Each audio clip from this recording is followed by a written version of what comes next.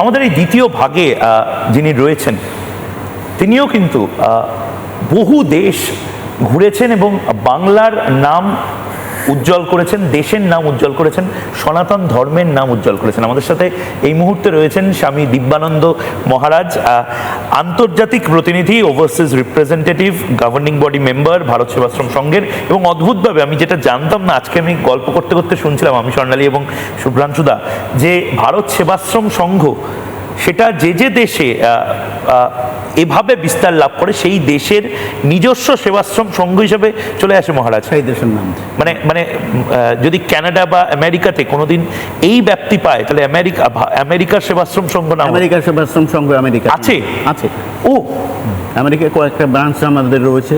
New ইয়র্কে আমাদের headquarters, America Sevashram Sangha. আচ্ছা, প্রধানমন্ত্রী নরেন্দ্র মোদী এই ইথিওপিয়া গেলেন এবং তারপর এই যে আমাদের বাংলাতেও এলেন, মানে প্রধানমন্ত্রী নরেন্দ্র মোদীকে ইথিওপিয়া আমি অদ্ভুত দেখছিলাম। যারা মুসলিম সম্প্রদায়ের মানুষজন ওখানে, তারা বন্দে মাতরম বলছেন, গান গাইছেন, এবং সেখানে ভারত সেবাশ্রম সংঘ, ইসকন সবাই যেভাবে সংকীর্তন করছেন, মানে এটা অদ্ভুত জিনিস। আমরা এটা সেলিব্রেট করছি এখন। এটা ভারতবর্ষ ডঙ্কা বাজছে চারিদিকে। তাই সত্যি কি আপনি এত দেশে যান?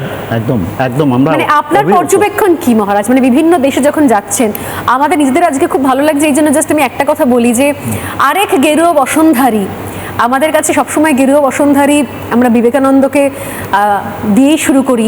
আরেক গেরুয়া বসনধারী যিনি গোটা বিশ্ব চষে বেড়াচ্ছেন, বিশ্বের বিভিন্ন প্রান্তের কাছে পৌঁছে যাচ্ছেন আমাদের এই সনাতনী ভাবধারা নিয়ে, এবং সেটাকে ছড়িয়ে দিচ্ছেন। মানুষ সেই ভাবধারা গ্রহণ করছে, বিশ্বাস রাখছে, এবং তার কথায় তার সেই শান্তিটুকুর সন্ধান পাচ্ছেন।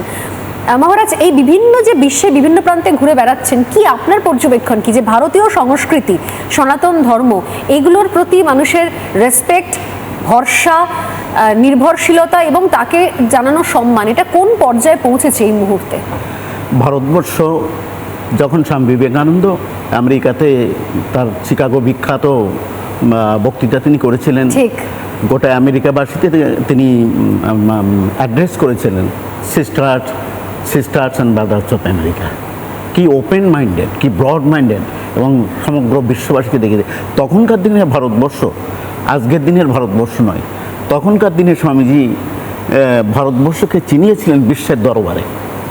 কাজেই স্বামীজির জন্য আমরা গর্বিত। স্বামীজি হিন্দুত্ব মানে সনাতন ধর্মের ডঙ্কা বাজিয়েছিলেন সমগ্র বিশ্বব্যাপী। নানা ধরনের কন্টেন্ট দেখার জন্য লাইক করুন, শেয়ার করুন আমাদের ফেসবুক পেজ, সাবস্ক্রাইব করুন আমাদের ইউটিউব চ্যানেল। পাশাপাশি অন্যান্য ব্রেকিং নিউজের জন্য অবশ্যই চোখ রাখুন রিপাবলিক বাংলায়।